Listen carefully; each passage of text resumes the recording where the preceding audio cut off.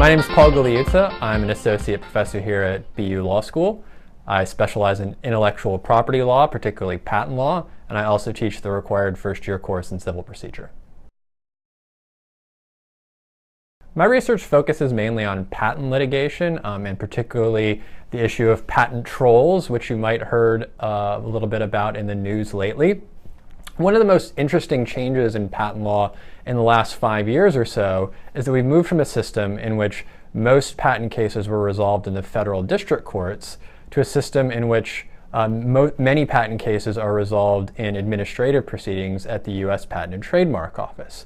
The idea was that by creating these new administrative proceedings, we could resolve these disputes at sort of lower cost and resolve them more quickly. But in fact, what's happened is that these administrative proceedings also proceed at the same time as litigation. So the end result is that everything is more costly and often more complex. So one thing that I've been thinking about in my research is how can we better coordinate these court proceedings with administrative proceedings? One example might be to just sort of sequence the proceedings. For example, you might first require the patent office to resolve the validity of the patent, and only once that's been resolved allow the parties to litigate the issue of infringement in court. Before I became a law professor, I practiced patent litigation at a large global law firm. And what I learned in practice was that it's very important to know the substance of patent law. It's very important to understand the technology that's relevant to the patents at issue in the case. Perhaps most important is to understand the issues of procedure and jurisdiction that accompany the case. So for example, questions of which court can you file a case in? Or should we pursue court proceedings? Should we pursue administrative proceedings? Should we pursue some combination of the two? Those are really important strategic questions. They're questions that clients are very interested in. And so I found that that intersection of jurisdiction and procedure with substantive patent law is really interesting, really enjoyable, and a really fruitful area of research and teaching for me.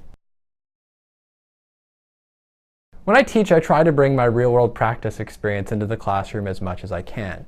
So for example, students in my civil procedure class will read all the foundational cases that you'd read in any civil procedure class in any law school in the United States. But I also bring in a lot of practical problems and simulations to give the students a chance to really work in some real world type of situations and give them a chance to apply what they've learned.